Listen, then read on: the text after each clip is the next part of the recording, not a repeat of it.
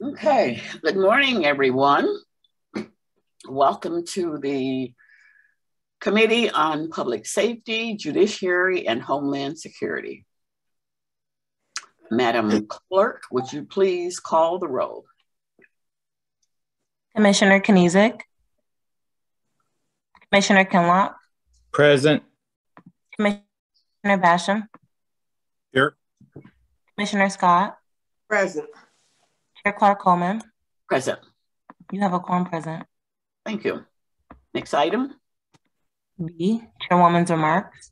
I have none at this time. Next item. C, approval of the February 23rd, 2022 meeting minutes. Do you have a motion on this? So approval. Support. Okay. All right. It's been properly moved and supported that we approve the minutes of February 23rd. All those in favor, please indicate by saying aye. Aye. Those opposed, the motion carries. Next item. D, finished business, as non-listed. Okay, next item. Item 1, under new business, requesting commission approval of Amendment 1 to a 5-year contract with 2 one-year options to renew with Education, Training, Research Services. Okay, so who's here on this one? I am. Hi, everyone. It's Jennifer Caruso, Clinical Services Division Director. Okay, you wanna explain what this is all about? Sure. So this first item is domestic violence transition programming, both jail and community-based. It adds $160,000 through March of 2023. This program provides assessments and case management sessions, reentry planning, cognitive behavioral therapy, group and individual counseling, skills training to prepare them for re-entry into the community.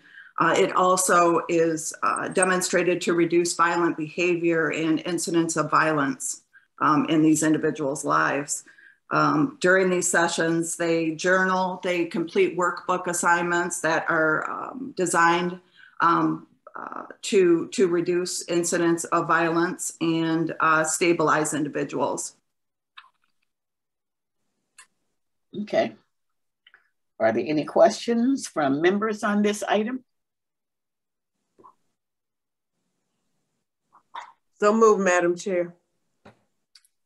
Do I have a support? Support. Properly moved by Commissioner Scott, supported by Commissioner Basham. Sorry. No vote to the end. Yes, I'm sorry.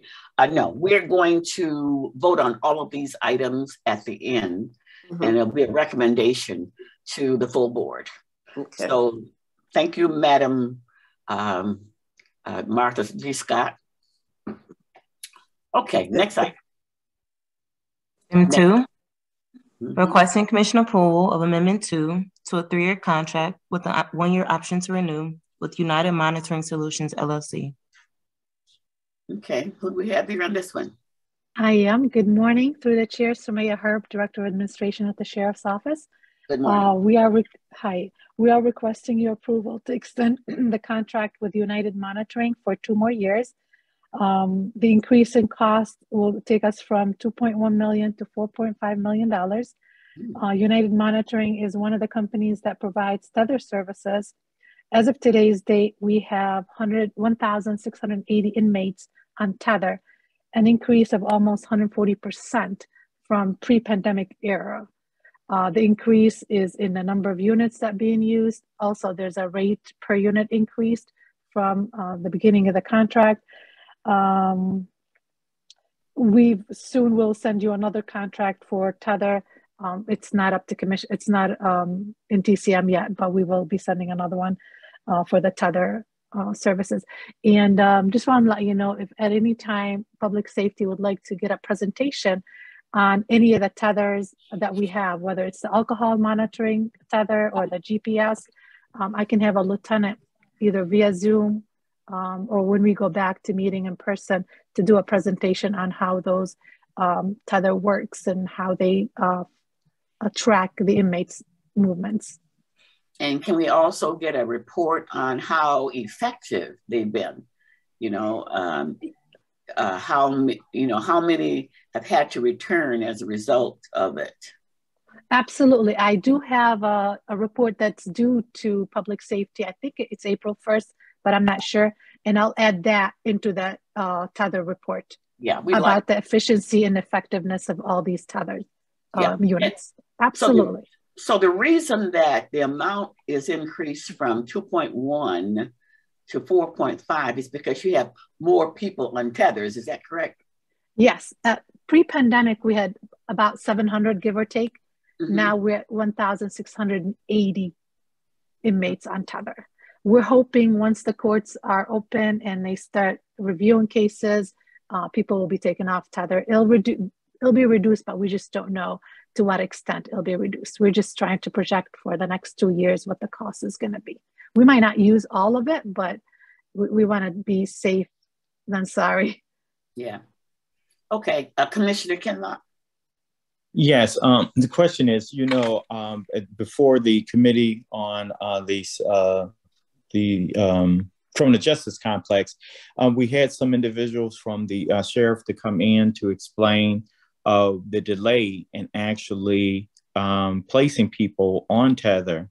And I know that they were talking about making, so there would be some changes made to address the backlog and the time between the judge ordering a tether and them actually getting a tether, which calls for them to remain incarcerated or being detained. Has there been any change in the processing or through the chair, I will definitely check with Chief Dunlap because he's over operation, and I will get a report from him and I'll send it to this honorable body to see if they have policies and procedures or if they have anything that has been implemented since the last time we met with you. Yes, absolutely. Any changes that have been implemented. Yes, absolutely. I will do that. And if the chair, if the chair wouldn't mind, we would like to at least have some sort of periodic, some reports every so often as relates to the status of the time lapsing between judges' orders and individuals being placed on tether. Okay, that'd be fine. Anything else?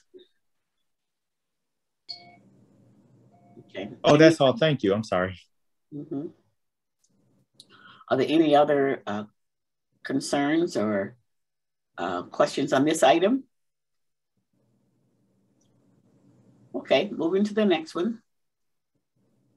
Item 3, requesting commission approval of Amendment 1 to a purchase order with Berger Chevrolet. Through the chair, this is me again, Sumaya Herb with the Sheriff's Office. Okay. We are requesting your approval to extend the time for the purchase order for 5 Malibus. Last year, we purchased the vehicles through the capital project funds.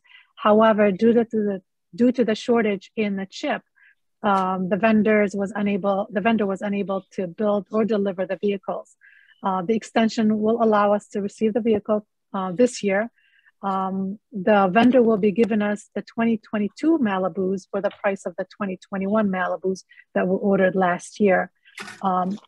The vendor did reassure us that they're going to start manufacturing the 2022 Malibus in May, in the next 2 months. Just to let you know that, a side note, we had ordered Dodge Durangos for our secondary roads, and last week we received an email from Dodge saying they canceled all manufacturing of Durangos for this year. So it's been crazy, absolutely crazy, trying to get vehicles this year. Going back to the Malibus, the price that's listed in the Malibus also includes the upfitting of the vehicles, putting the sirens and the lights and all that. So that's what you'll be approving today. Okay. Commissioner Kenlock, is your hand still up from last time or is it new? Just Lord, sorry. Okay, not a problem. Anyone else? Anyone have a question on this item on the purchase of these automobiles from the sheriff's department? Anyone? Okay, so hearing none, we will. I'm going to make a recommend. I would like to recommend that items 1 through 3 go to the full board for approval. Can I get a motion on that? So moved, Madam Chair. Would you like to take the addenda item with it as well? Oh, I'm sorry. I didn't. My bad. We will now go to item 5. Item 5. The next item. Requesting Commission approval of Amendment 3 to a 5-year contract with Education Training Research Services Corporation. Again, Jennifer Caruso, Clinical Services Division Director. I am presenting an amendment to the ETRS page contract, which is going to allow us to issue an RFP for these services. We did issue the RFP. We met this week, have 2 proposals received for these services. So this amendment is to extend the agreement through September of this year. This again is jail-based curriculum that's designed to identify and improve participant skills, also promote relapse prevention upon release as well. Let me see what else here. That's it. If you have any questions, I can answer them. Okay. Are there any questions or concerns from committee members?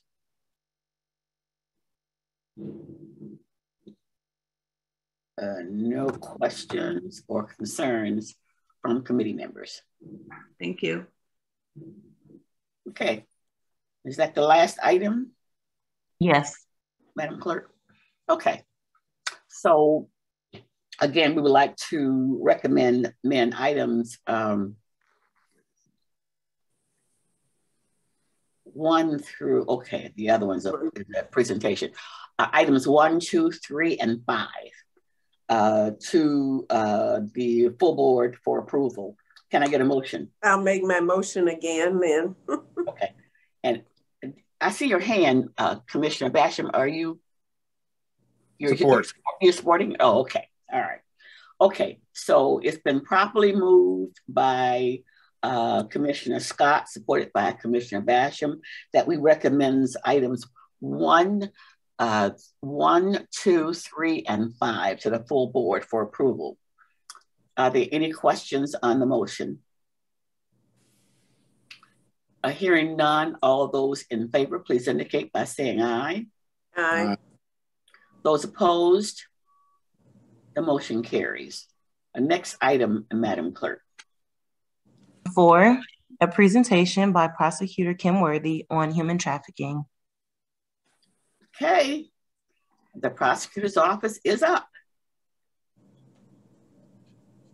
I think they're still getting connected, but it should be on in a minute. Okay. Okay, can you hear me now? Yes. Okay. Thank you for having us again. I can't see you right now, but we're up. I'll see you in a minute. And as you know, we have presented before you several times. We haven't done so in about over a year and a half, of course, because of the pandemic. But we've come to you to talk to you about the CIU, the Conviction Integrity Unit, homicide, how we put homicides together. We had an IT presentation and some others as well, as I know you all recall. And we have been, some of you actually asked me about what we're doing about human trafficking. And so what we want to do is I have 2 of my very good prosecutors who work on this on a daily basis to make a presentation to you about human trafficking and how we try to combat it here in Wayne County, what we need to do a better job, but just really how complex these cases really are. And so we want to get started, but if you have any questions, just feel free to jump in and they'll answer the questions. Or if you want to wait till the end, just let me know. How much time do we have? Let's see, you've got about 45 minutes. I didn't quite that much time, but jump in and ask the questions as you go. As you know, there are a lot of misconceptions about human trafficking, but I wanted all of you to come away with knowing how we're trying to combat it, what the issues here are, that we have this, it's a very real problem here in Wayne County.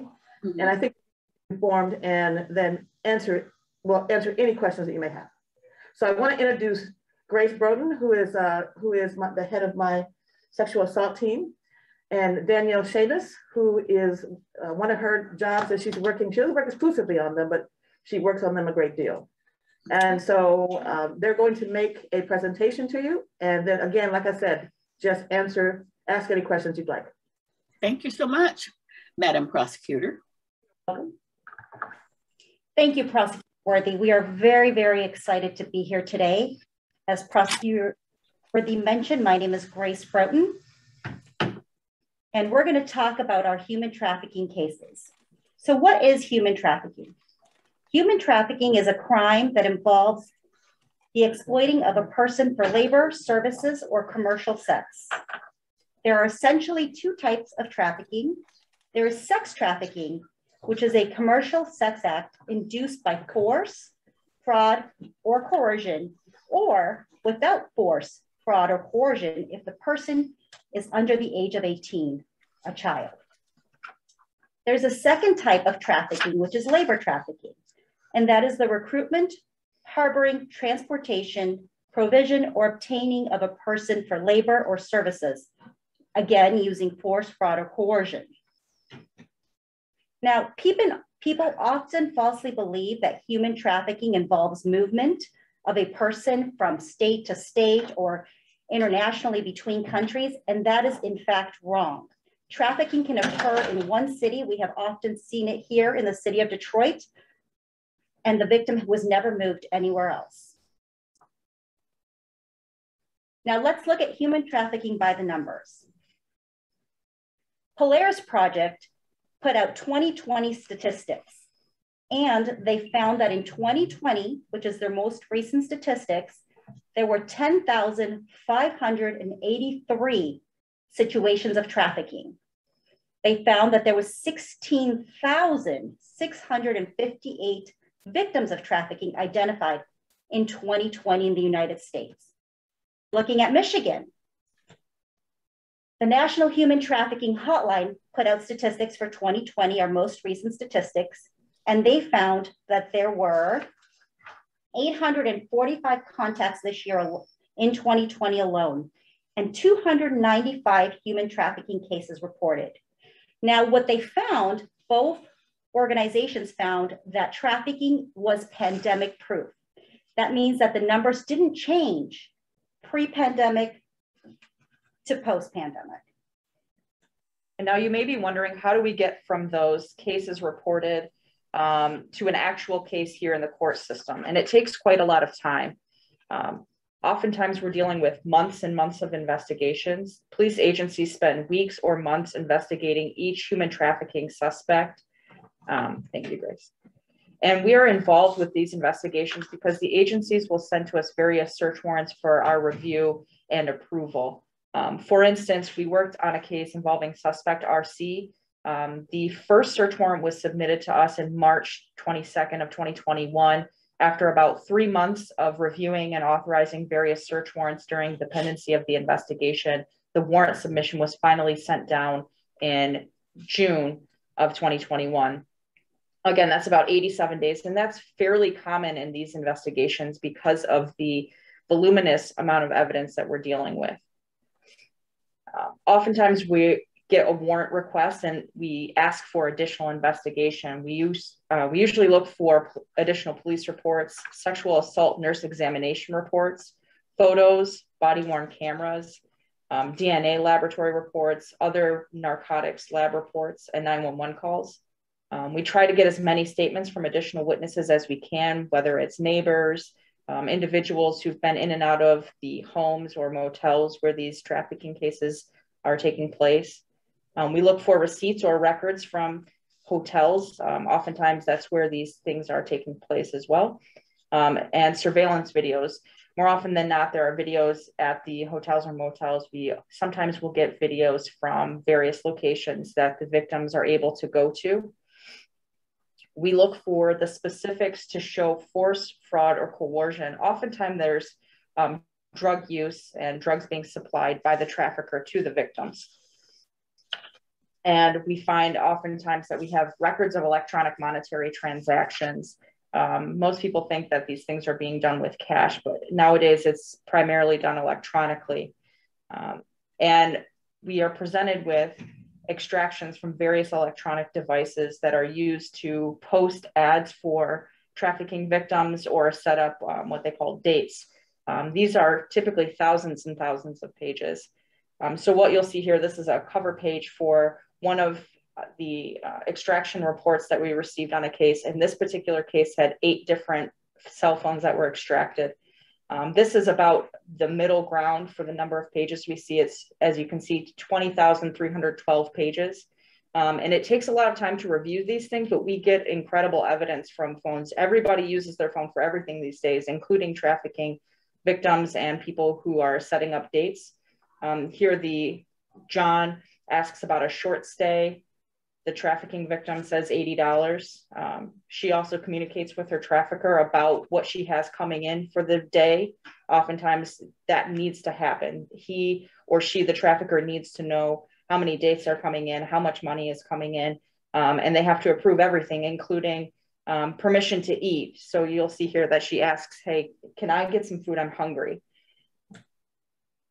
These take lots and lots of time. Pre-charge time, we spend hours and hours of review prior to determining what charges we can authorize, if any. We have to review many reports, written statements, body cam videos, recorded interviews. Often with the kids, we have forensic interviews done at the Kids Talk Child Advocacy Center. We have surveillance videos, sometimes cell phone mapping, a lot of photos, medical records, lab reports for DNA, lab reports for narcotics that are used, and firearms. A case that you'll hear about later is People versus Snell. Grace and I reviewed the evidence for over a week prior to determining what charges we could authorize. We also spent a lot of time in court. We have a lot of motions that are filed because of the nature of these cases. We have multiple days spent on hearings because the evidence is mountainous. And oftentimes defense counsels try to adjourn so that they have ample time to review evidence so that they can adequately represent their client. We have transient victims, unfortunately. They go from housing location to housing location. They're difficult to contact. They have phones on and off, use text to talk type apps. So we do spend a lot of time trying to keep in contact with our victims as well. And these defendants know the system. These are typically master manipulators. They build a relationship of trust with their victims and manipulate their victims, but they also manipulate the system. They know the system. They know that they can get 2 or 3 different court-appointed attorneys if they ask for them. And they do so in various times. I think we have had at least 3 defendants who've gone through 3 attorneys delaying. And our trials will be very lengthy. We expect most of them will take 10+ days. We have several witnesses and a plethora of exhibits. So we face many challenges. Due to the nature of these cases, our small team here, we're always on call. These are very intricate cases, and the law is not something that most people see on a day-to-day basis. As you'll see, the evidence is voluminous. Below, you'll see a binder from one human trafficking case. They call them sexy paper cases because they are interesting, but they're thousands and thousands of documents, as well as gigabytes of electronically stored information. This is one case that we're showing you, and you'll hear about it later, People versus Brian Ash. There are 6 binders, 3 accordion files, and there were over 20+ discs of evidence that we utilized in that case.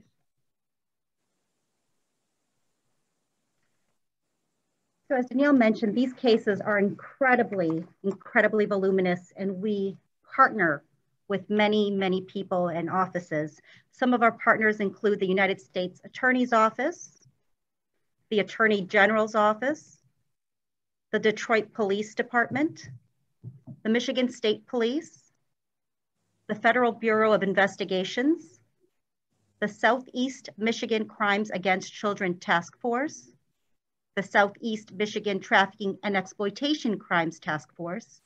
Nonprofit organizations are vital to us: Alternative for Girls, Vista Maria, Avalon, formerly known as Wayne County Safe, the Wayne County Prosecutors Advocates. We have wonderful advocates who help us every step of the way with our victims, medical personnel, and DNA experts.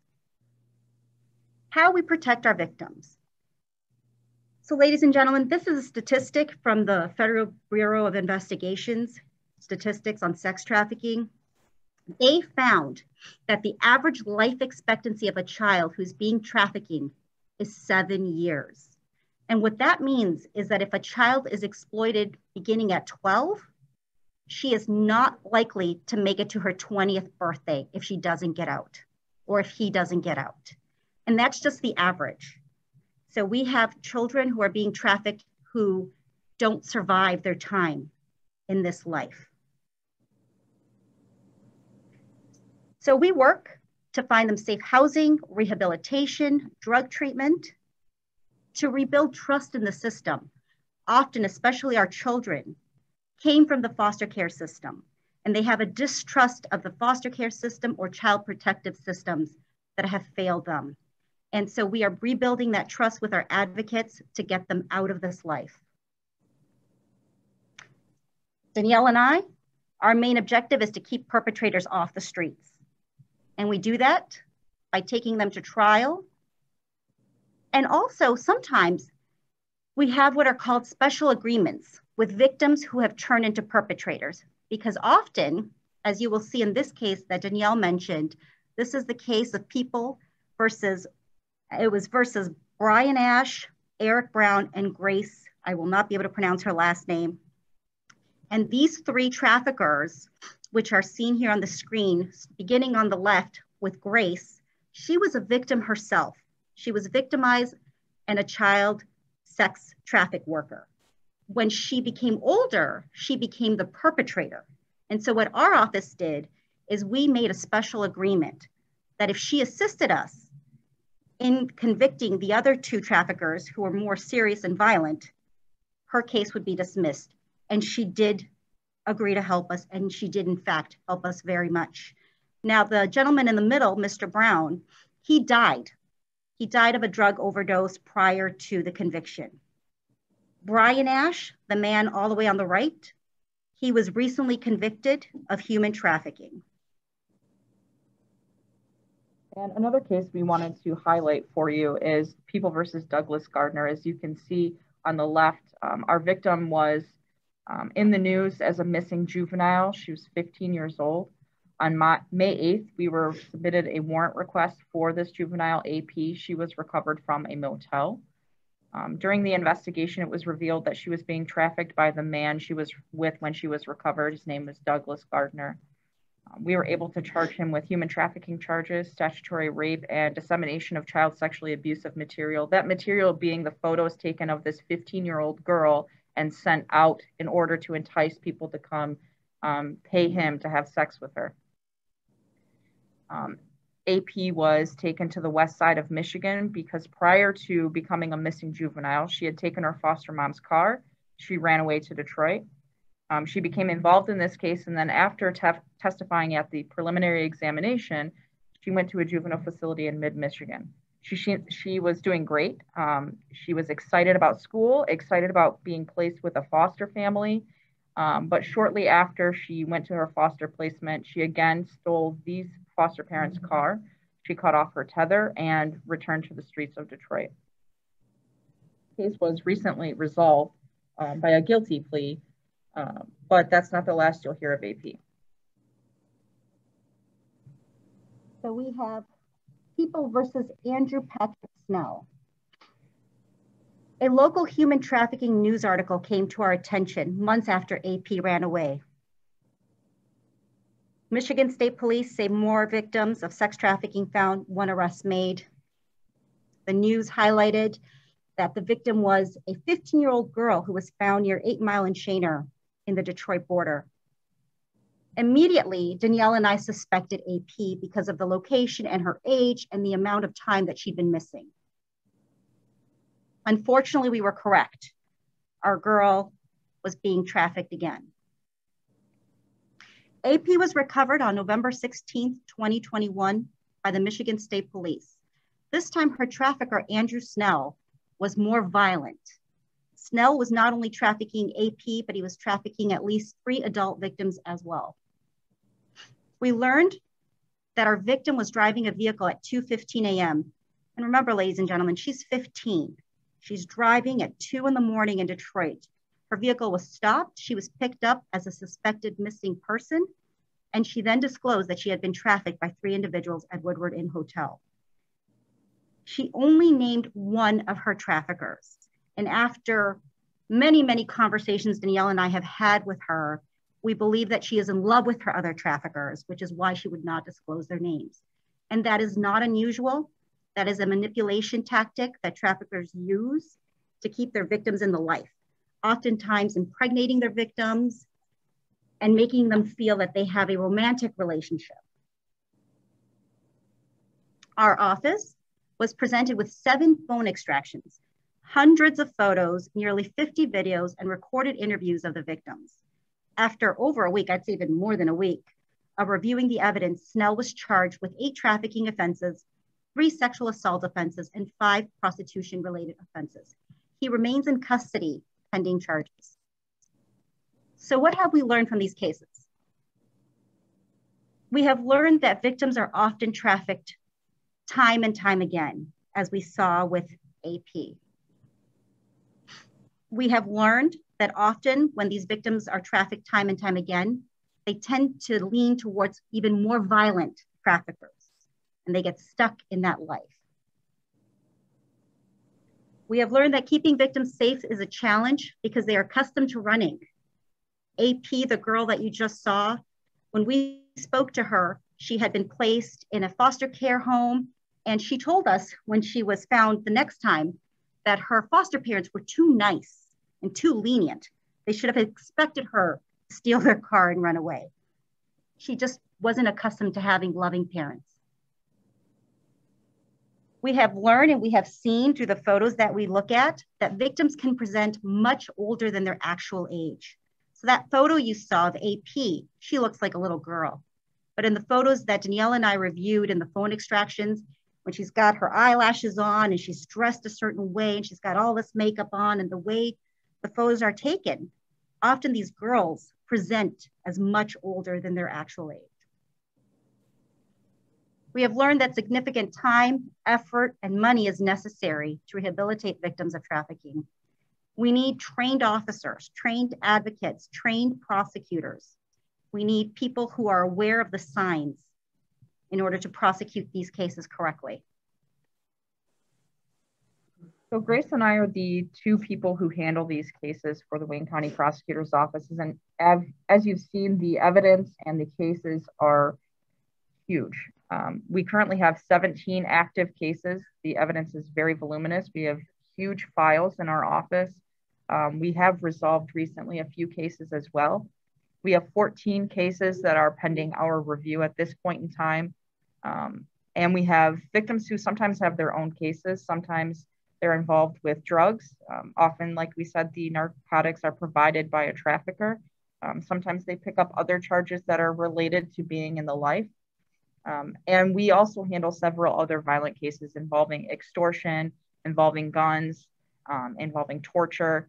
These cases are tangentially related to human trafficking because the methods are similar. The torturous methods, the physical abuse in order to get something that they want is very similar.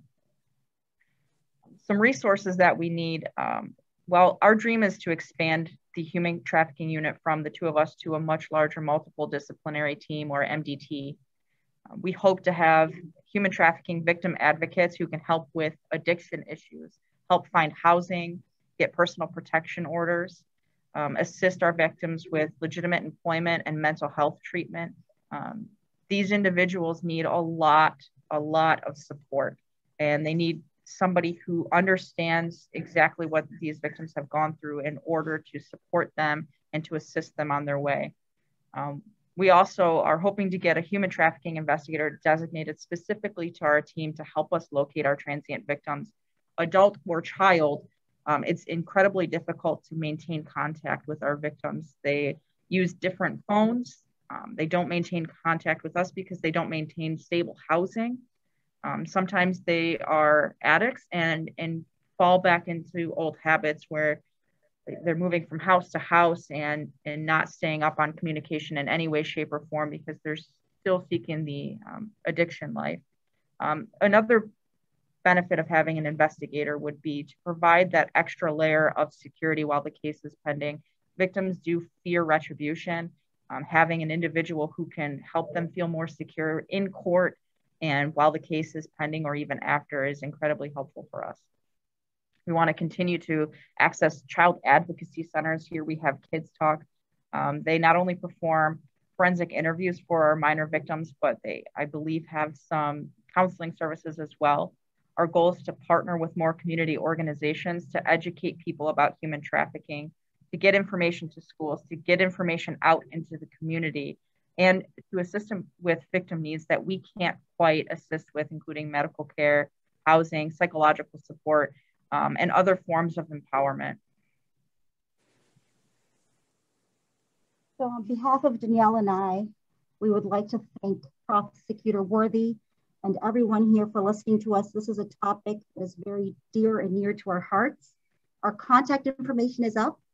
Please call us, email us. We are always happy to discuss any questions you have about human trafficking. And again, thank you so very much for your time.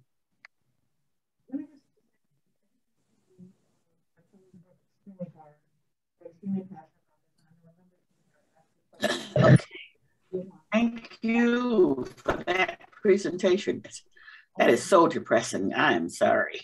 Maybe. I'm sorry. That is super. Can you hear Prosecutor Worthy? Sad. Just, you know, I had, Madam Chair. Go ahead. Sure. Go ahead. No, definitely appreciate your work on this and the prosecutor work and everyone who is addressing this issue. And a lot of people don't know how major an issue it is. And I've spoken with the prosecutor about this, and this is something we absolutely have to continue to spread and tell our residents and our neighbors to be aware of and keep a lookout for, because this is a huge tragedy that's happening to these victims. And so, yeah, so hats off, and we absolutely appreciate the work that you all are doing in this. Yes, we certainly do. Let me ask you something. Most of these young people who are victims, are they on drugs? Or are they not on drugs? Say, for instance, the last young lady that you highlighted, the one who keeps leaving home, was she on drugs or not on drugs? No, she was not on drugs, but she's never really had stability in her life. She was born into a family where she was actually born addicted to narcotics, put in the foster care system, and she's never had stability. And that tends to be common with our victims, is a lack of stability.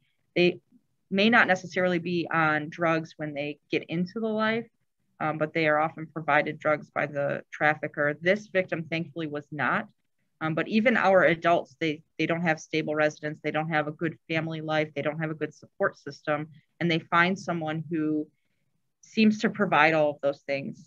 You know, come with me. I can get you a place to stay. I can make sure you have food. I can make sure you have clothes. And that's how they initiate that relationship of trust. That is so sad. And the fact that once you got her into a stable environment, that she still ran away. How do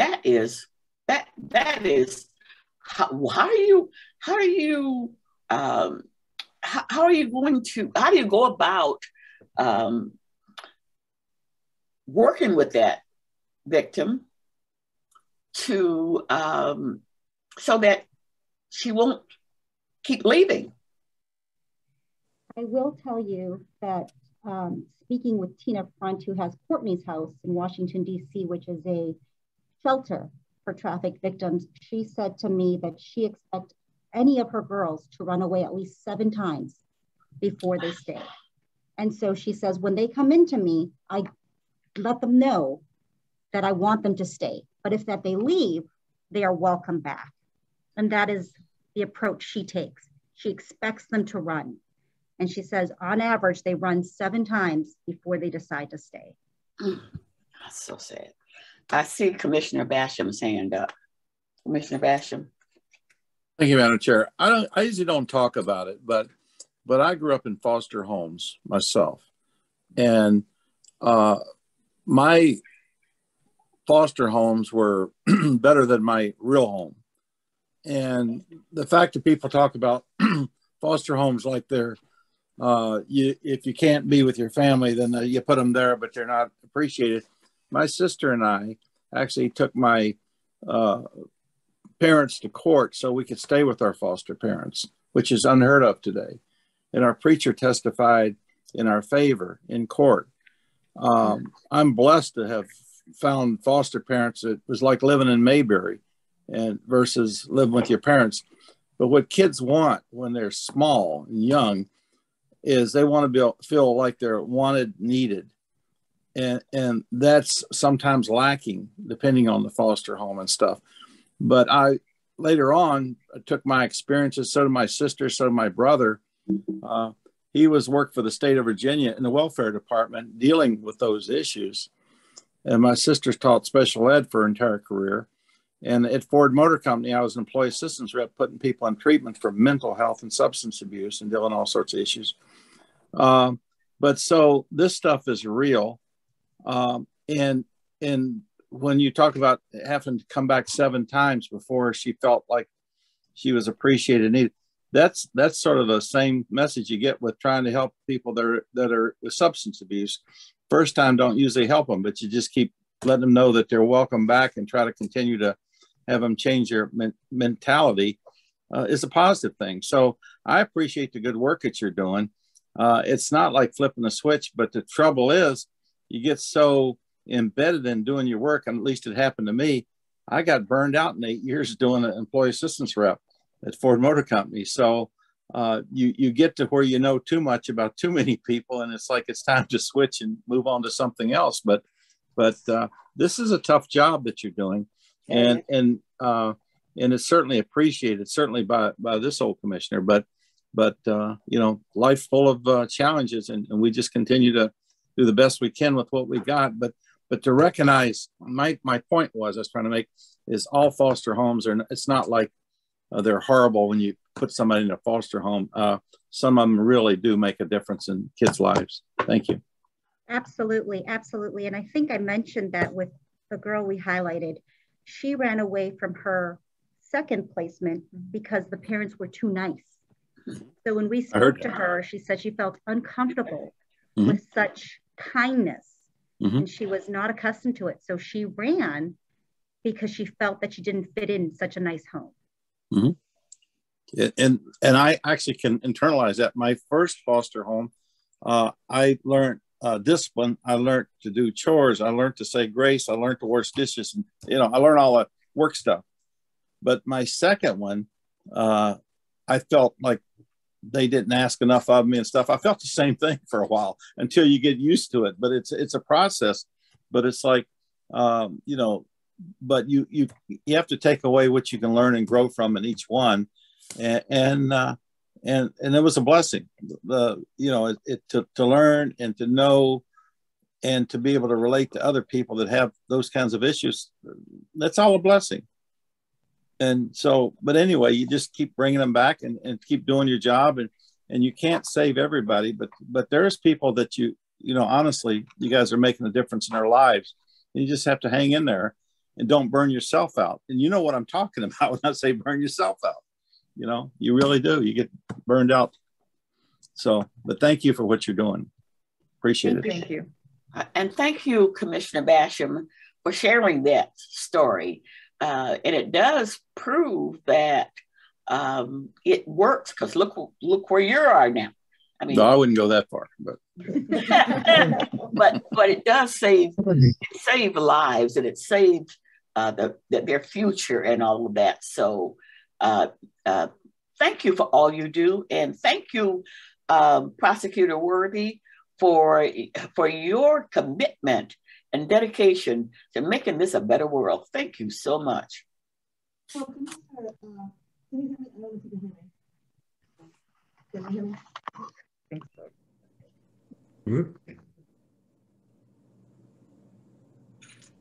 Can you hear me? Yes, I can. Okay, all right. Well, thank you. And what I'd like to do is, we did get a request that from one of you that to provide this PowerPoint, and we will do that. There are certain things we'll have to take out of it, some of the pending case stuff, but we'll do that and then send you all the information. And I think what we'd like to do, as you know, I've been coming before you for years asking for extra support on human trafficking. What I'd like to do is to put together a little budget about just getting 1 or 2 more people in this particular unit, just to start.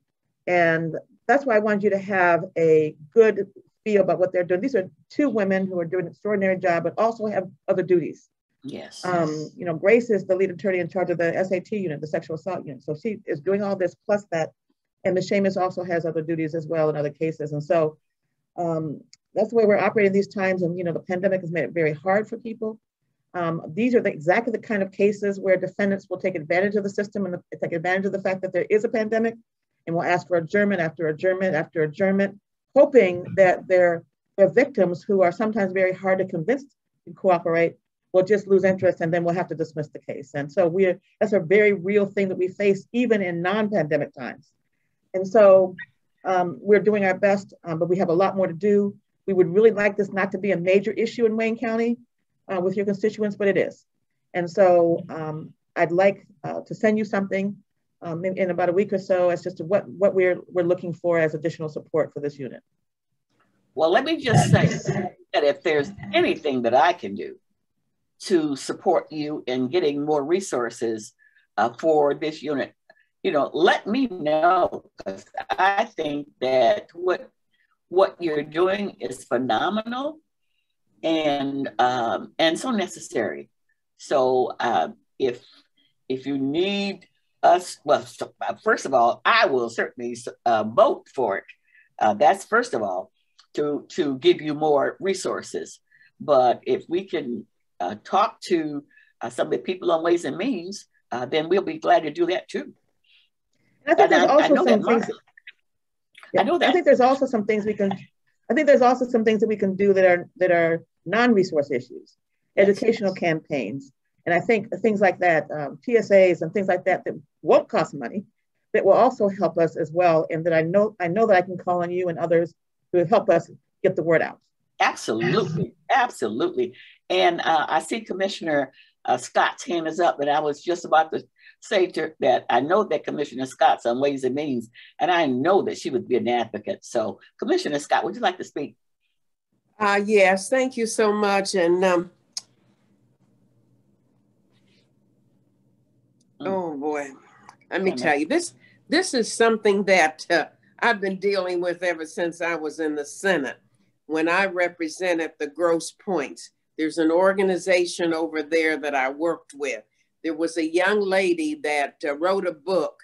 We had her. So it is something that is continuous. So I do know that you need more people in there. And yes, I will do whatever I can, because it's never ending. You know, it's just, you know, there's always going to be. So that's why we need more people to help these young people and stuff. Yes. Yeah. Thank you very much. Thank you so much. And that's why I always try to talk about non-monetary support as well. And so I will include that in what I send you.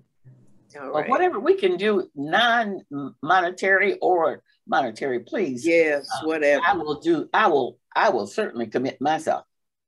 Yeah. Thank you very much. I thank you for your time. I want to thank the 2 APAs that came and presented this, and in spite of everything else that they're doing, I know it's critically important to them. to have this presentation, and it's critically important to me to give them the support that they need. And so I want to thank you for allowing us this time. You know that I'm very committed to, as you know, to bringing you subjects and subject matter about what we talk about and about what we do. I want you to know the real life version of what we do here in the prosecutor's office as opposed to what you may see on TV. You just can't make this stuff up. No Hollywood screenwriter can make up some of the stuff that we have to deal with. And I want to thank you for your support over the years. And I know for your anticipated continued support.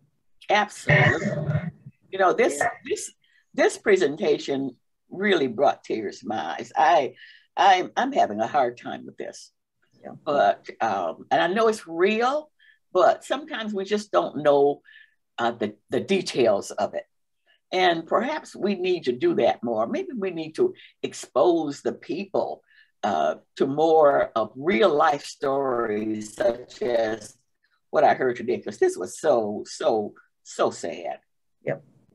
Yep. Look, if we can do some some public service announcement or whatever it is that you need for us to do, you know, we would be very happy to do that. I will do that, and it excludes no one. And these are our children. These are our children that we expect to be our, it sounds so trite, but these are our children that expect to be our future. And sometimes we don't know what's happening to we know here in the prosecutor's office, and we don't even know all of it. We only know the ones that are presented to us, but the things that some of the children of Wayne County go through just to make it to the next day is astounding and heartbreaking. And this is but one of them. Yeah. Yeah. And we don't know that because, you know, we live in homes and where our children, you know, receive lots of love and we give them lots of love and we just don't understand that that's not standard. You know, not for everybody. There's so many out there that just don't have that. And it's so sad to take advantage of these kids like this. So well, we'll get this information out to all of your colleagues. Like I said, it'll be kind of adjusted from what you saw today. We'll take some of the things out. But we wanted you to see all this information. And thank you again. I don't know if anyone has any other questions, but thank you so much for your time. Well, and prosecutor, you know, we all do newsletters. And as a matter of fact, I'm working on mine right now. If there's anything that you need for us to get out to our constituents, just send it to us. And we'll be glad to put it in our newsletters. So I will let Grace and Danielle advise me on that. But one of the things that comes to mind immediately are how you recognize the signs that someone that you know may be being trafficked. I think that's critical information. And then I will let them advise me on I'll send that to you, some bullet points about some things that can be included. And also you have their names and contact number in the presentation, so you can feel free to email them as well directly. Yes, but that would be something that we can do right away. People, our residents, they need to know what some of these kids are going through. They just don't. They know that they're in their households. You know, they love their children, they love their grandchildren, and they give them all the support that they have, but they don't know how many people that are out there that don't get that. So if I can provide that information to my constituents to be on the lookout for signs, that maybe that might help. Okay, we will certainly do that. Okay. Anyone else on the committee would like to say anything? Okay, well, thank you so much for being here. As always, we appreciate you. We understand what your civil integrity unit? Conviction integrity. What is it? Conviction integrity. Conviction, and that one that you started is getting all kinds of attention now. I noticed that the other counties are now. I noticed that Oakland County did one, and Macomb County just established theirs. So you are certainly on the cutting edges of what's happening, and people are starting to follow your lead. So we're just so blessed to have you. Thank you very much. We're blessed to have you. Thank you for your time. Okay. Seriously, it means an awful lot to us for you to know what these children are going through. Yes, absolutely. So is there anyone else from and adults, and some adults too. I don't want to forget about that. Yes. Yes. Is there any other board members would like to say anything? I'm sorry, what was that she just said? I wanted you to know what our children are going through, but we can't forget that we have adults going through this as well. Right. And they even indicated that, yes. Yes. Okay. All right, thank you. Okay, thank you, Madam Prosecutor, for being here. We look forward to your additional presentations that we got coming up in the future. Yep. Thank you, Madam Chair. Thank you, members of the commission. All right. Okay. All right. So moving right back to our agenda. Madam Clerk. Next item. Such other matters as may be properly submitted before the committee. Okay. I've not been informed of any. Next item. Public comments. Okay. Will you unmute our public? The lines are unmuted. Okay. Yeah. Is there anyone? This is time for public comments. So do we have anyone on Zoom or on a telephone who would like to make a comment at this time? Please go ahead. Is there anyone on Zoom or on the telephone who would like to make a comment under public comments? Please speak at this time. Anyone? Madam Clerk, do we have any emails? No emails. Pardon? No emails. Okay. Okay, thank you so much. So we will move on to the next item. Adjournment. So moved. Okay, it's been properly moved by Commissioner Scott, supported by Commissioner Basham. Thank you so much. All in favor, please indicate by saying aye. Aye. Aye. Aye.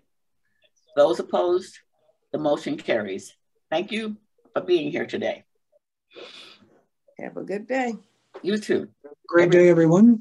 Everybody. Thank you, Tony. Thank you, everyone. Mm-hmm.